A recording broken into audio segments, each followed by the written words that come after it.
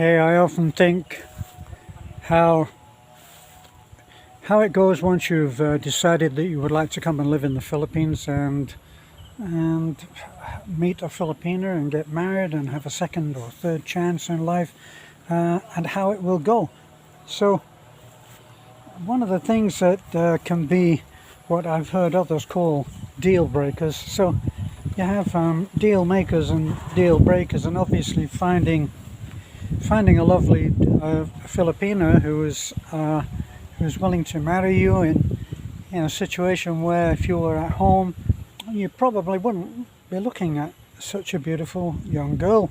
Well, all of that taken for granted and moving on, once you've arrived here, that's when the real challenge of being married to someone who is not of your culture, that's when it starts. And just to illustrate it, we have, which I'm sure that you've seen in the past, we have in the background there we have our what I call 5-year dream project, where we're trying to build a resort which we'll be able to have an income from if we decide that we want to make a change in our lives, and that's the house behind us. So we're very, very lucky, for which I have to say we've worked very hard. But so back to the problem of how to make the changes that come with having a biracial, bi-cultural relationship and marriage. So you've probably gone through the meeting someone online, and you've been Skyping and talking, and you believe in the best way that you know them very well. Now, I've got to tell you that you have some big changes coming. Just to illustrate it, I ask you to look past me and look at this.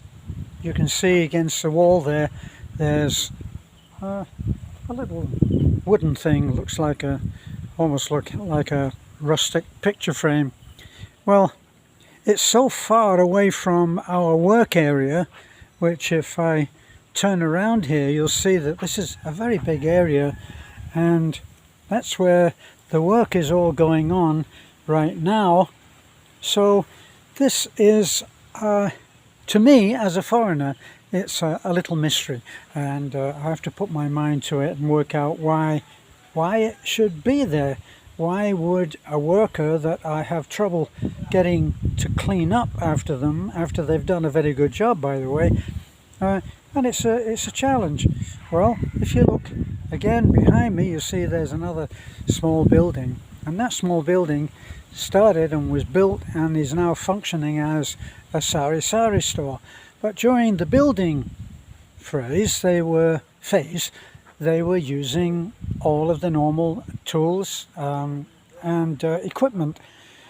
And in the Philippines, when they do mix any mortar or concrete, they always have something that they can filter, sieve. I call it a sieve, being from the north of England.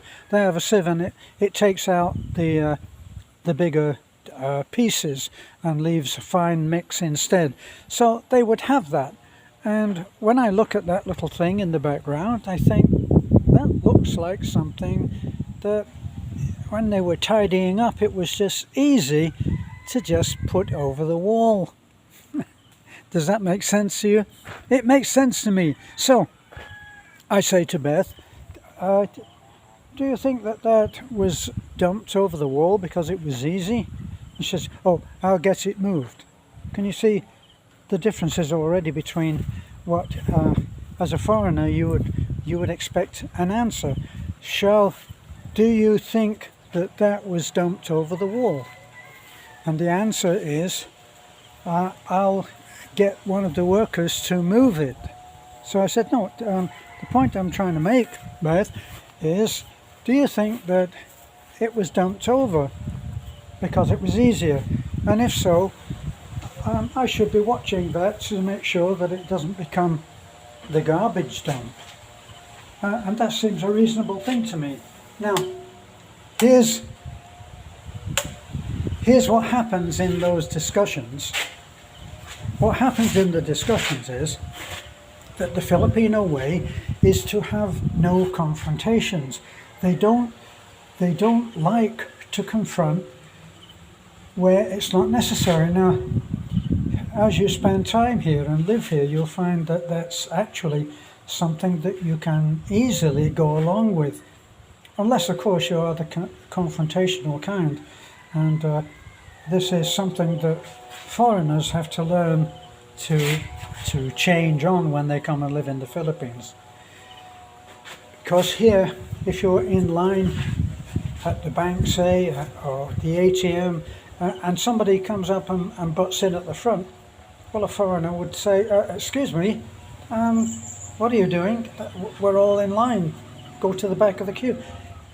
And none of the Filipinos will do that because it's just not worth it. Because when they go away and they have nothing in the way of an unpleasant confrontation to think about as they go, they just dropped back one in line. It's just not important to them. And so it's something that you have to learn. But it mounts up because if you think that people are taking advantage of you as a foreigner, you're going to try to deal with it. So I asked, going over it again, I asked Beth, well, yes, but do you think that they have put that over because it was easy? So if you look at what I'm looking at and talking about, and over there in the far distance, you can see it's a long way, and you've got the building there, and then you've got that thing, and it looks like it was just crossed over. Now, I'm not stressing about this, it's not important at all.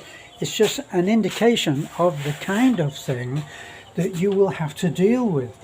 And these small things that you can't understand begin to mount up if you're not careful. You have to deal with them and learn to handle them within, because if you don't, they will mount up.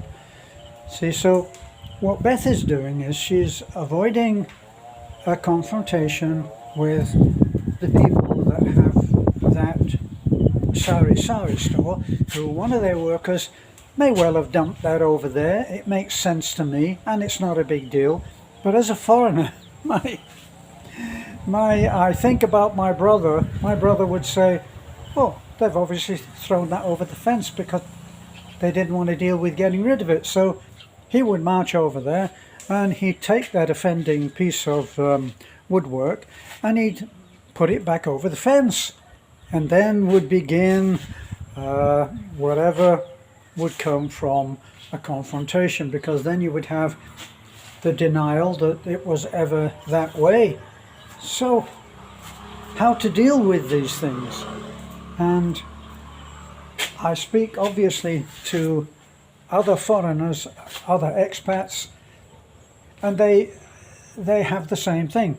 They have things which we've always been able to agree between us foreigners that there'll never be any understanding. It's one of acceptance. See, so if I mention something that I'm interested in correcting, say, in our 5-year project, looking at that in the background, and I want to address it. I'll speak to Beth about it and say, did you find that little widget on the post, and was it belonging to me or you, and she will find an answer to that question, which in foreigner terms is simply not true. But if you are looking for an actual factual recount of what happened with the widget, then you're going to be wasting your time because you're in the Philippines. And it really isn't important. So this brings us to what's the best way? What's the best way to deal with these things? Well, in my mind, the best way to deal with it is to acknowledge that whatever happens, wondering what that was blowing about, whatever happens, you are the foreigner. You're the foreigner, and this is, for you, this is foreign land, but it's the home of all of those around you. Now, as I said, when these things start to mount up, you will, if you're not careful, you will start to become a grumpy old man, or a grumpy young man, or grumpy middle-aged man, whatever you are, because you won't, in so many cases, you won't get an answer to a simple question.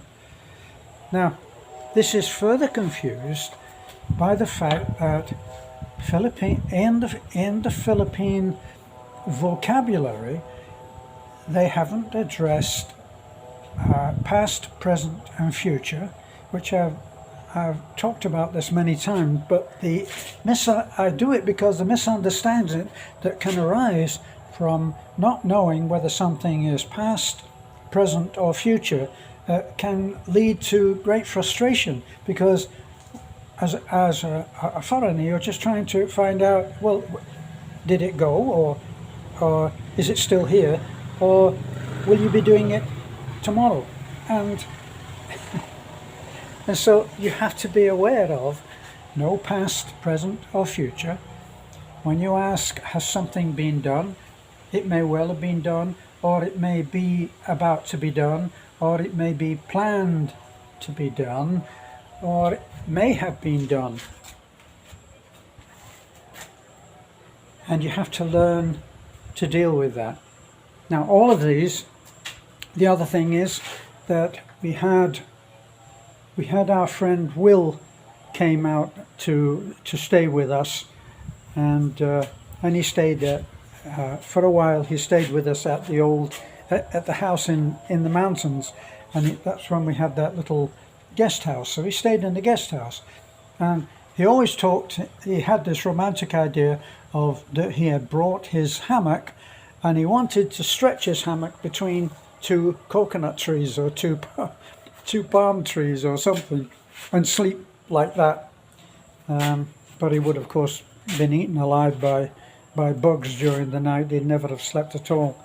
But it was funny because we were going into town, and he was going to come with us on this particular occasion. He said, well, I'm going to walk down to the road. So off he went and took himself off and walked down to the road. Well, we were a little bit later than usual, which deals with another subject of Filipino time.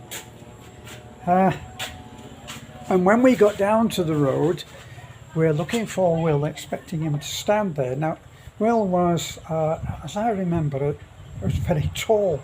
He was something like 6'2" or 6'3", and we spied him over the road, opposite the entrance or exit of our mountain road, and he's found a hammock that's out the front of this, like a sari store, and he's fallen asleep in there. And I'm just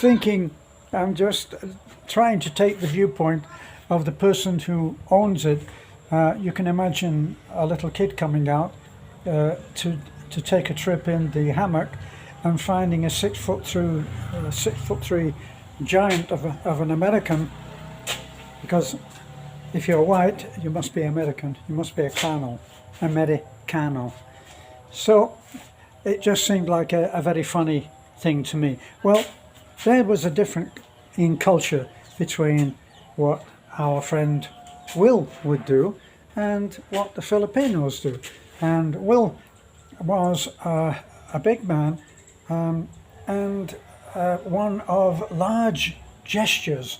So when he said hello to anybody coming up the road, if he saw someone on a carabao riding a carabao up the road, he would go, "Hi," and it would be huge. It would be a huge thing like this. a Filipino would respond to that huge hi like this. That would be it. Hi. What else do you need? So the great wave and the subtle twitch of the eyebrows were equal in importance. So I came up with the solution to all of these minor frustrations, which will surely gather in momentum. And my friend Michael, who is from New Zealand, but actually originated at birth a few miles from where I was born in Manchester. So he's a fellow Mancunian. And we meet, usually we try to meet once a week at least, where we get to talk Mancunian, reminisce Mancunian, and just, well, two old farts talking, really, isn't it? So that's what we do, and we call those sanity resets, where we find out how things used to be in a good way, a benign way, because Michael thinks like I do and thinks that the only way to come to terms with the differences is to realize that we are the foreigners and we must make the changes. So there's a lot to change when you come here, and you should be prepared for it and accept it. Bye for now.